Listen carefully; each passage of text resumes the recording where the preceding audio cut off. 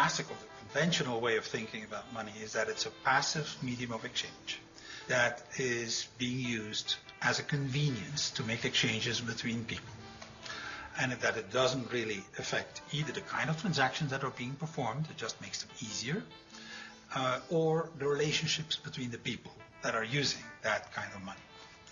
Both these things happen to be proven wrong. Different kinds of money do have very different properties, and one of the key properties is the level of abundance or scarcity of the item that's being used as money. If it's abundant, you will get a proliferation of trade. People will be able to exchange their goods and services fairly freely. If money is scarce, you create a very serious problem because you prevent people from actually being able to exchange goods and services. We have a number of studies now that actually demonstrate very clearly that depending on what one uses as a medium of exchange, the relationships between the people are different. That's a huge, huge implication right there.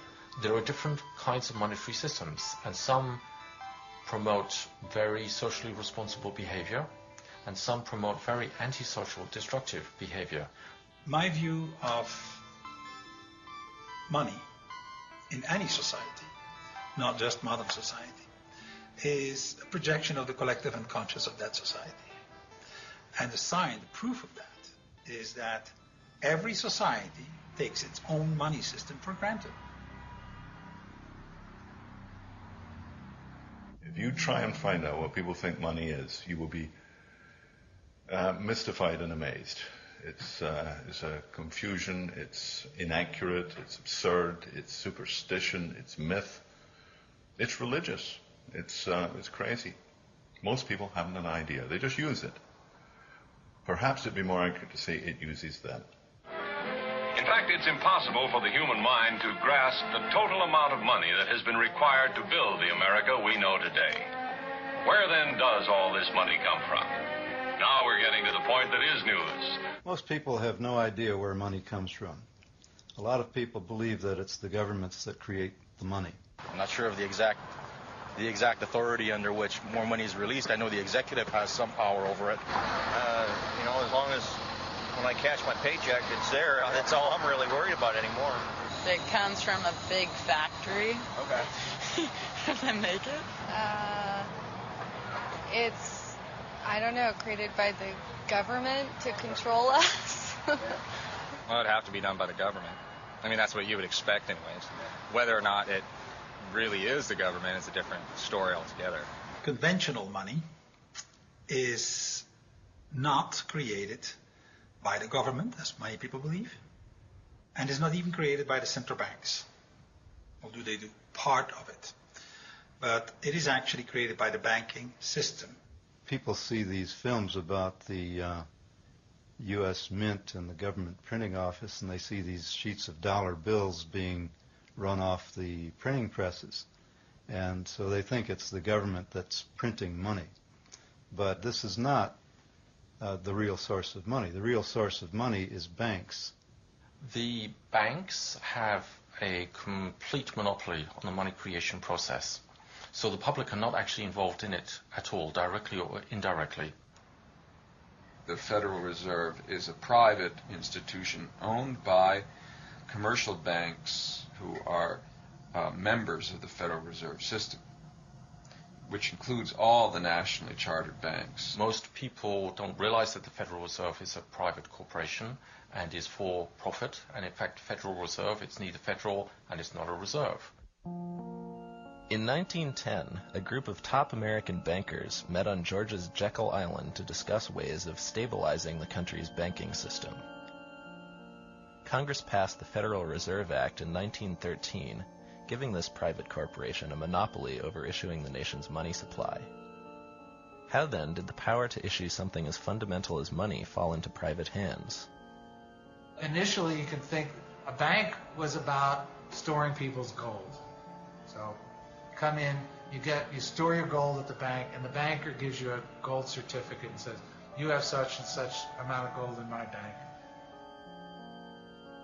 Now, the basis of the paper money systems was when you could start trading those pieces of paper.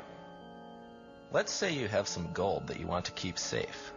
You put it in a bank, and the bank gives you a paper receipt you can redeem later for your gold. You can now trade that piece of paper in place of the gold, as long as others are also able to redeem it for your gold. The good name of the bank on the paper note assures people that behind the piece of paper is a piece of gold waiting to be redeemed. Soon, as the people's confidence in the bank grows, rather than cashing in the receipt, the person receiving the paper simply trades it again. The paper may end up being traded many times before being redeemed for the original gold in the bank. And banks discovered that when people started paying each other with claims to the coins in the bank's vault rather than taking the coins out, that the bank didn't really need to keep all the coins in the vault in order to have enough to actually pay people who did come and want coins. The banker realizes nobody's coming to take the gold. Gold's just sitting there. So instead of just putting out one piece of paper that says, there's such and such amount of gold, you can put out a lot of pieces of paper given the fact that nobody is coming and taking the gold. And you can lend money. And the basis of that loan is the trust that people have that if they want to come and get the gold will be there. Money in the bank is not actually wealth. The only thing that makes that system work is the fact that nobody actually does come to get the gold. Now, if everybody said, you know what, I'm going to go get my gold at the bank. If everybody went and got it, there wouldn't be enough gold for everybody. You often had bank runs and bank panics. When people would have a lack of confidence in a particular bank, they would take those bank notes to the bank and demand their gold and silver. And with fractional reserves, that bank would quickly run out of the reserve metal and have to close its doors. So that's fractional reserve banking. The coins in the vault are a fraction of the claims that could be made for them. The reason the bank did it is because they were making money off of earning interest, off of those loans that were promises that there was gold in the bank. As people's confidence in the bank and its receipts continues to grow, banks soon discover an unexpected way to earn profit. A bank can print a receipt for gold that does not even exist. They can then loan that receipt to someone on the condition that they pay it back with interest. While the bank takes a risk by having less gold than the outstanding receipts, there is an almost unlimited potential to make profit off charging interest on loaning gold it does not even have.